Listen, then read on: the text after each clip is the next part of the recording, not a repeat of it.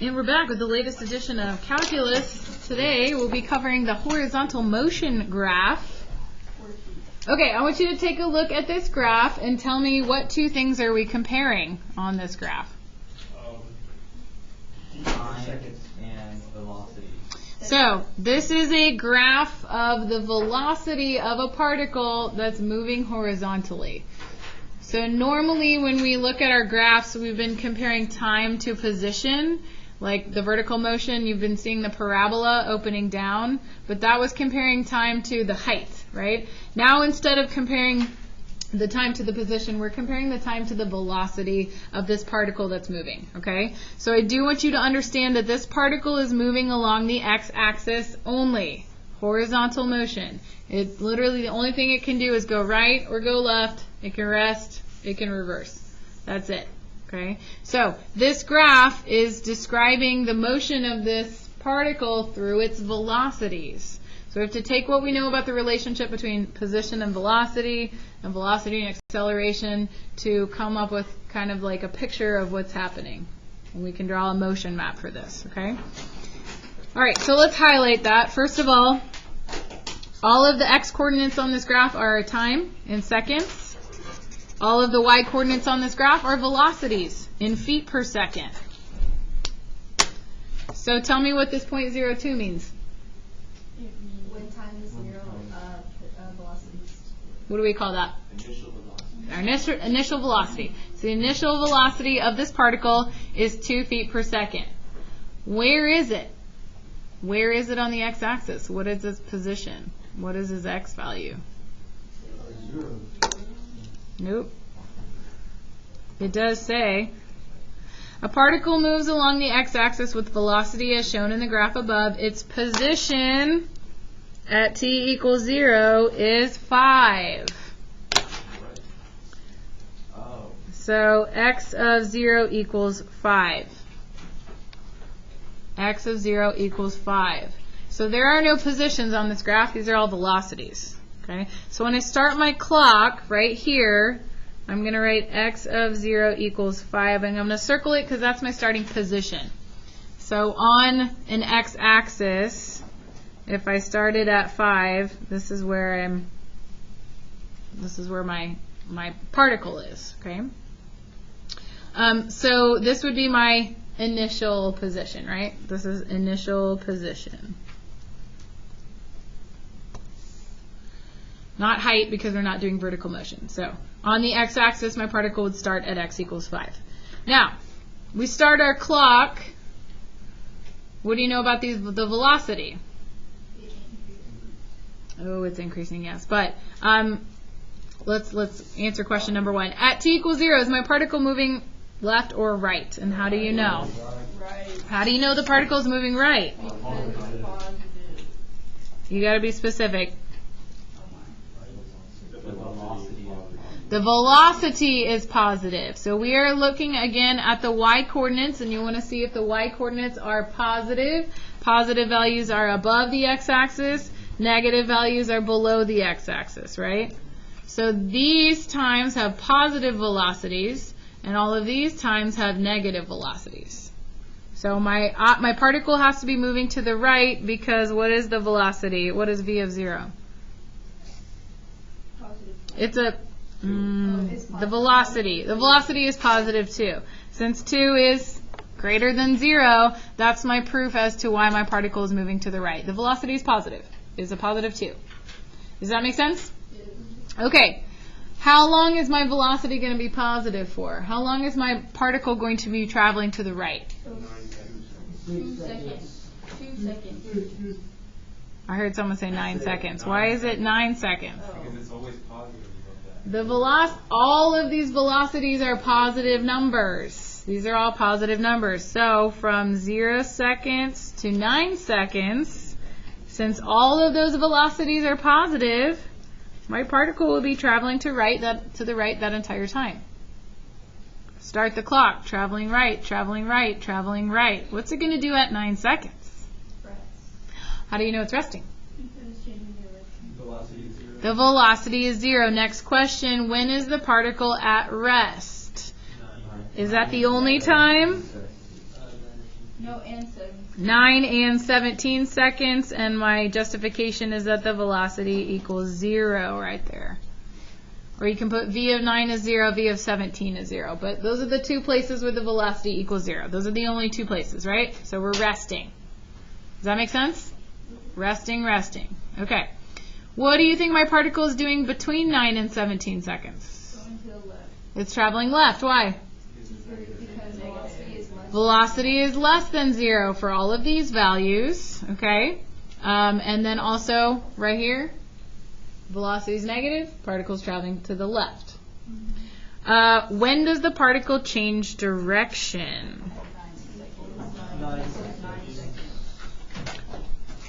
Is it also at 9 and 17? No. No? Why not? Because 17 is still going. It stops and keeps going like that. What has to be true for your particle to reverse direction? It has to. Don't say it. Don't say it. Particle changes sign. The velocity has to change signs, right? So at 9 seconds, my velocity is changing from positive to negative. So yes, we're going to reverse at 9 seconds. Traveling right, traveling right, rest, reverse. Now it's traveling left, okay? What about at 17? It stops. It goes to keeps rest going and left. then It rests and then keeps going left. So it's not changing signs because here the velocity is negative and here it is still negative. So physically, what's happening to my particle around 17 seconds? Stops. It rests. It's going left. And so it's traveling left, it's going to rest, and then it's going to continue traveling left, right?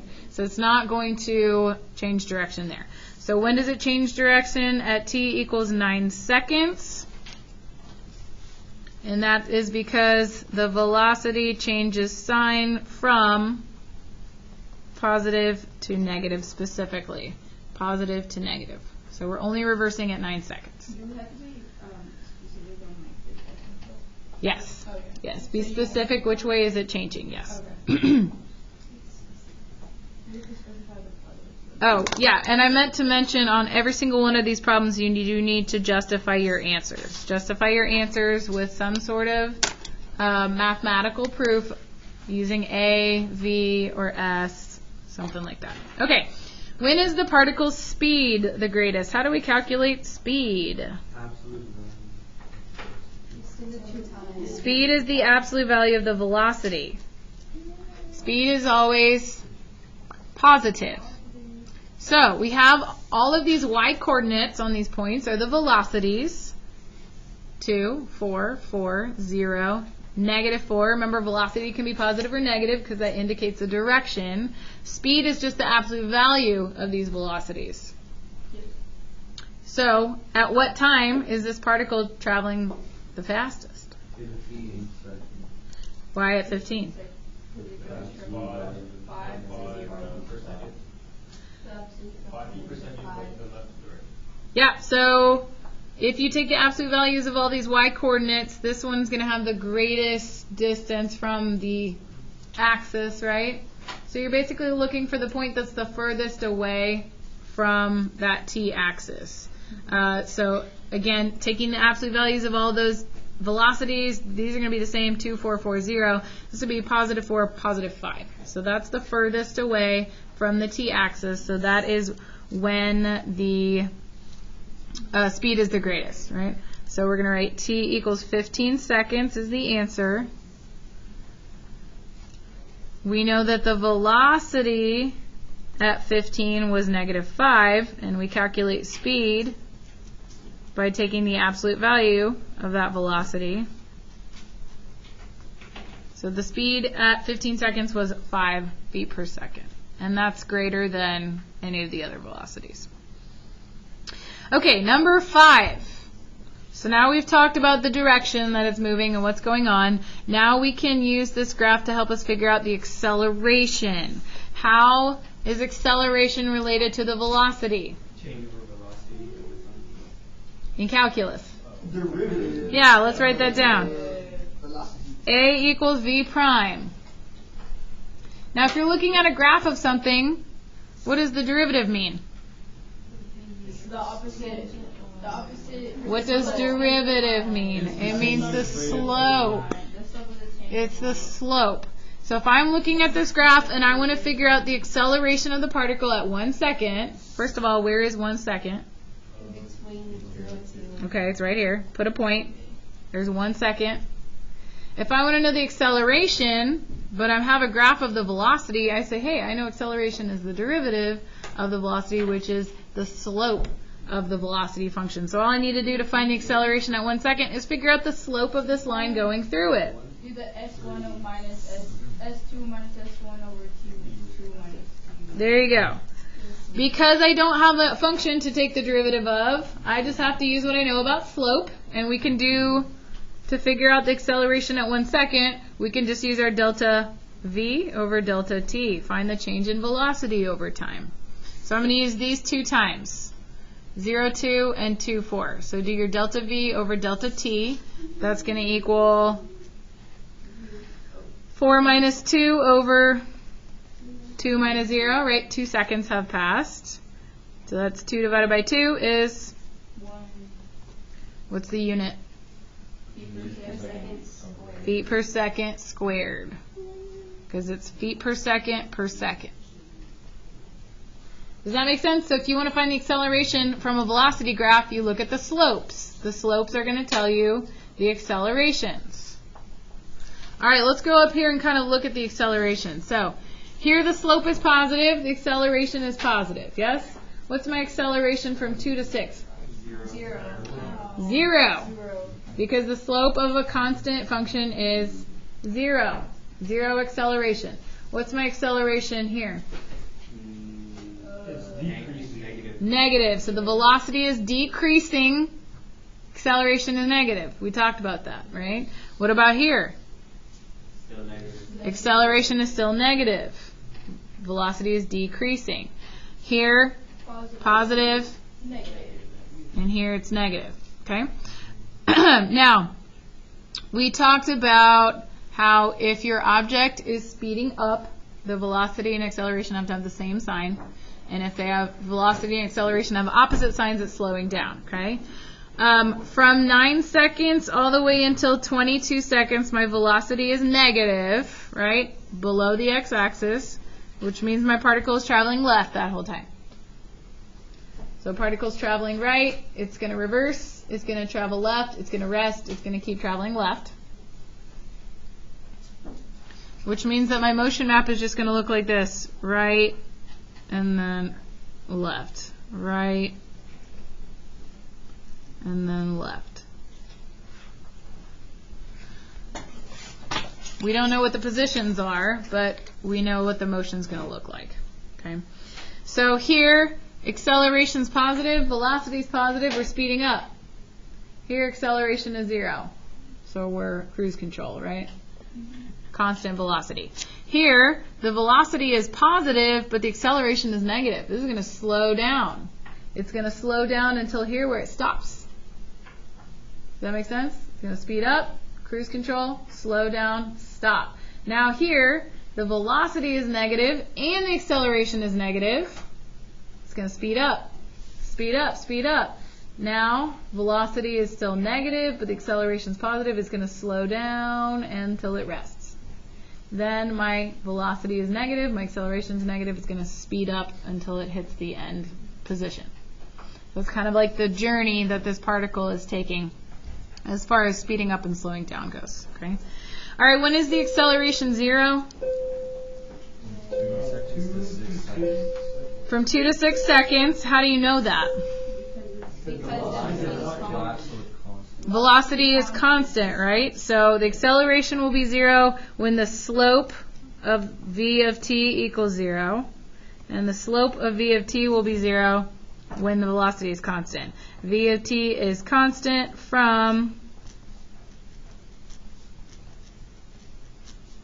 t equals 2 to 6 seconds. You can write that, I don't care which way you write it. You can write that in interval notation, 2, 6, or if you prefer, you can write 2 is less than t is less than 6. Those are the same way to write that.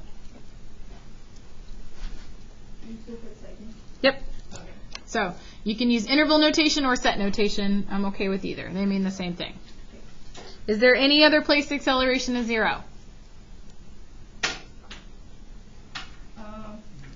Is there any other place the slope is 0? Nope, that's it. That's it. Okay. The next questions are going to talk about the position of the particle. Where is it? Where is it and how far has it traveled? So in order to figure out the total distance traveled, we need to figure out the positions, right? You got to find the positions at the resting points. And then you can find the differences to get the total distance that it traveled. And we're just going to ask about maximum and minimum position. So like, what's the farthest right that it goes? What's the farthest left that it goes? But we got to figure out all the positions. The only thing they tell me is that the initial position is at 5, right? So we're going to put that here and we're going to circle it. In fact, I want you to write this.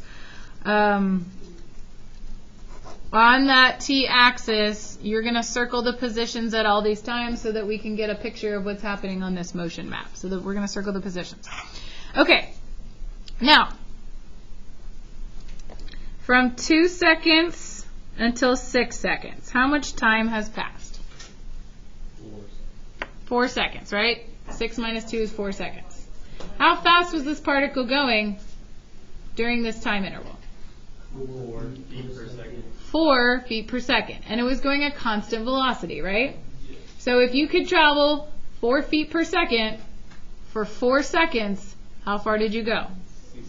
16. How did you calculate that? Well, we've always been taught that rate equals distance divided by time, right? Miles per hour, distance over time. That gives you a rate or a speed or a velocity. So if you instead want to calculate distance, what would you multiply?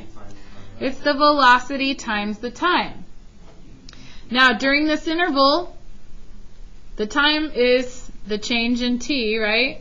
4 seconds have passed, and we're going at constant velocity of 4 feet per second. So if you did 4 seconds times 4 feet per second, the seconds cancel, and you done 4 times 4 is 16 feet. So the area of that square tells you the distance that the particle travels during that time interval. From 2 seconds until 6 seconds, my particle has traveled a total of 16 feet. Which direction is it going? To the right. It's going to the right. So it went to the right 16 feet during those 4 seconds. Now the question is, what happens if the velocity changes? Because here it's not constant. Here I'm slowing down, my velocity is changing. But the same thing would be true. The distance is just going to be this area underneath the curve because you are multiplying a time and a velocity, and that product is going to give you the total distance traveled. It doesn't matter that the velocity is changing because you're just calculating the area of this space. So the distance, and I want you to write this down, the distance for each of these is just going to be the area under the curve. The area under your curve v of t. That area will give you the total distance traveled. Okay, so let's look right here at this triangle. From 6 seconds until 9 seconds, 3 seconds has passed. So that's the base of my triangle. What's the height of this triangle? 16. What's the height of this triangle? Look at the y-coordinate of your points. This is 4. Okay? How do we find the area of a triangle? One half. Pretend like I didn't hear that. Alright, area of a triangle is 1/2 base times height. Area of a rectangle is just base times height. Those are basically the 2 area formulas you need for this. So this is going to be 3 times 4 is 12 divided by 2 is 6 feet. It's going to travel right 6 feet during those 3 seconds. All right, we got to back up. We got to figure out how far is it traveling in the first 2 seconds. What shape is that? That is a trapezoid. And if you don't know the formula for the area of a trapezoid, you are certainly welcome to break that up into rectangles and triangles. I recommend doing that if you don't know the formula for the area of a trapezoid, but you can. It's 1/2 times the height times the sum of the 2 bases. Those are the ones that are parallel to each other. All right, let's do this rectangle. What's the base? How long is this? 2. Right, I'm going from 0 seconds to 2, so the base is 2. What's the height of this rectangle here? 2. 2 times 2 is 4. Find the area of this triangle. Base is 2, height is 2. 2. but you got to take half, so 2 feet. Which means in the first 2 seconds, how far has this particle traveled? 6. Add them together. 6 feet. Okay. Now on your little x-axis, if we started at 5, and in 2 seconds we have traveled to the right 6 feet, where is the position now?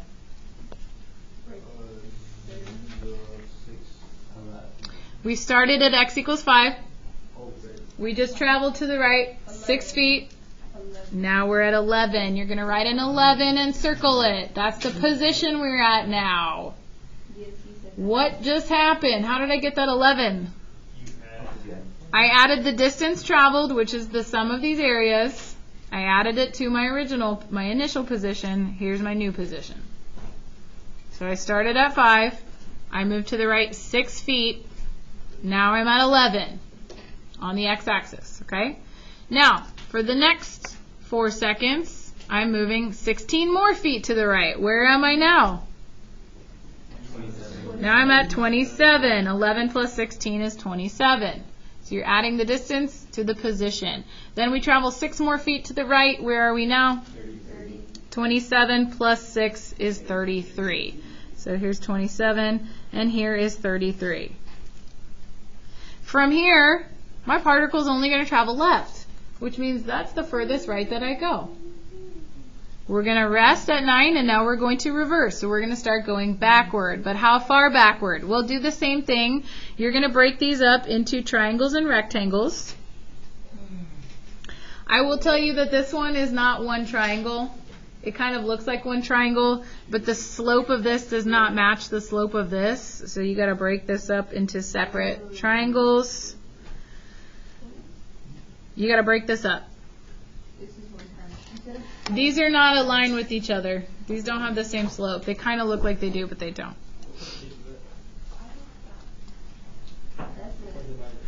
I'm going to break that up. I'm going to break that up into 1, 2, 3 triangles and 1 rectangle. And here's one triangle. Okay. Let's find the area of this triangle. So we're starting at 9 and we're going to 14. So what's the base? 5. Okay. And then what's the height of this triangle? 4. 5 times 4 is 20 divided by 2 is 10 feet. But now we're going to the left. Yeah, so anytime your area is below, your particle's going backward, so we're just going to subtract, right? Now we're going left 10 feet, so where are we now? Now we're at 23. X equals 23. We're going backward. We're all the way, now we're right here. Okay, this rectangle is going from 14 to 15, so that's 1, and this is 4. So that's 4. This guy's 1 by 1. So it's a triangle. So 1/2 base times height. This triangle has a base of from 15 to 17, that's 2. Height is 5. 2 times 5. Half of 10 is 5. And this triangle is going from 17 to 22. That's also 5. Height is 3. So you can write 15 halves or you can write 7.5. Either one, doesn't matter. Okay, but this whole time this particle is traveling to the left, so we're going to subtract these distances from the position. So we're at 23, we go left 4, no, we go left 4.5. Now where are we? We're at 18.5. 18.5. At 15 seconds, where position is 18.5. Then we go left another 5. Where are we? 13.5 at 17 seconds. Go left another 7.5. What's my ending position? 13.5 minus 7.5 is 6. So look, here's what my particle is doing. It is traveling right until it gets to 33. Then it's going to reverse. It's going to travel left until it gets to 13. It's going to rest for a second, and then it's going to keep traveling left until it gets to 6 and stop. Okay? So this is like a motion map of what's happening. And again, we just figured that out using the velocities. Okay? All right. So let's go answer these questions here. What is the total distance traveled from 2 seconds until 14 seconds? First of all, distance is always positive, so make yourself a note. Distance is always positive. So here it doesn't matter if your distances are above or below. We want the absolute value of those distances from 2 to 14. So here's 2, and here's 14. So tell me what to add. 16 Plus 6, plus 10, plus 4. Now, from 2 seconds to 14. 16 plus 6 plus 10. 16 plus 6 plus 10. Again, distance is always positive, so we're making those all positive numbers. 32. 16 plus 6 plus 10. Just add the areas. Just like distance, area is always positive. But it's the location of that area that tells you direction. Is the particle moving right or left? Okay. That is a total of, 32 feet that the particle has moved in that time. Okay. Now, we already calculated all the positions. Again, those are the circled numbers, so make sure you write the word position and circle it so you know what all these circled numbers mean. But what is the particle's position at 14 seconds? 23. So go to 14, look at your circle position, it is 23. This is how I would write it. This is how we calculated it. The position at 14 seconds was, we started at, my initial position was 5. I moved to the right 6, and then 16, and then another 6. And then I moved left 10. And so that's why my position is at the 23-foot marker. So 23 feet is what I calculated. This is just showing you how I calculated this circled 23. I started at 5, I added 6, I added 16, I added 6, and then I subtracted 10. Okay? All right, when does the particle reach its maximum position? What do you think that means to you? Maximum position. Which way? Right. Okay, so maximum will be the greatest position. So if you're thinking about the biggest number, this is the farthest right. What's the farthest right that it goes? 33. It goes 33 feet, and it says when? At 9 seconds. At t equals 9 seconds, the position was 33 feet. That's the biggest that x ever gets. And then what about minimum position? To the left. The smallest position, or most negative, or the farthest to the left. When does that happen? Oh, at 22 seconds. That is 0 seconds. Oh, it actually starts the furthest to the left, because after it turns around and comes back, it only gets to 6 at the end. So the minimum position is actually its initial position at 5. So we're going to write t equals 0 seconds. X of 0 was 5 feet, and that was the smallest number. Now, that's kind of a tricky question. If I said other than 0, what would your answer be? What time does that happen? 22 seconds. At t equals 22 seconds, my position was 6. So other than my initial position, this is the furthest left that I get, and that's at the very end. So that's just like extra. Just pay attention to what the question is asking you for. Okay? All right. What questions do you have for me? What are you confused about? Because I'm guessing whoever's watching this video is also thoroughly confused. Things that you have questions about, or things that you're confused about, or how did you get this number, or what does this circled thing mean? We have a motion graph on the test. It is on the assessment. It is not on the test. Or there may be one multiple choice question on the test about the motion graph, but there will be an assessment question about the motion graph. Okay, now, yeah, go ahead. The minimum position is always going to be like whatever the base is, no matter if it's like, no, only if it says other than like 0 or other than 1. Yeah, if it doesn't say other than 0, then it could be the initial Okay. position. I just wanted to, if it wasn't other than the initial, what would the minimum position be? Okay, so I want you to flip over to the back, because this side's going to be your assignment. Extremely buggy question. It says a little bug is crawling on a horizontal line for 15 seconds. What is this graph comparing? Acceleration. Oh, I want you to highlight this. Now we're comparing time to the acceleration. Time to the acceleration. So now instead of circling the positions along the t-axis, you're instead going to circle the what? The velocities, yes. So now when you find the area under the curve, it's not going to be the position anymore, it is going to be the velocities. So acceleration is velocity over time, which means that velocity is the acceleration multiplied by the time. So the same logic would occur here, that your velocity is going to equal the area under your curve. But this time it's under the curve A of t. Okay, so you're going to do the same thing. You're going to break this apart into triangles and rectangles and calculate those areas. But those areas are now going to represent velocities. Okay, so did they tell us a starting velocity?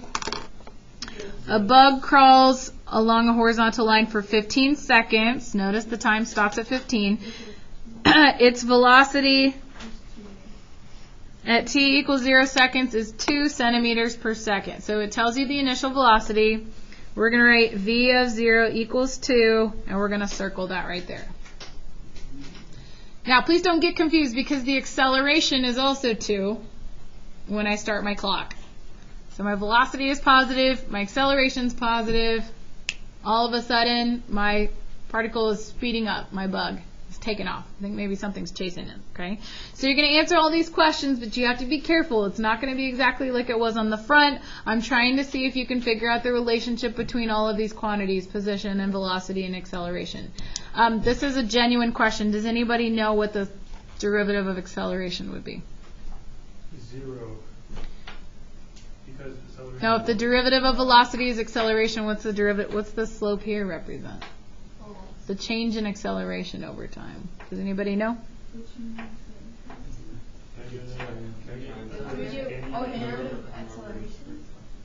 Yeah, my question is, what's the derivative of acceleration? What is the change in acceleration over time?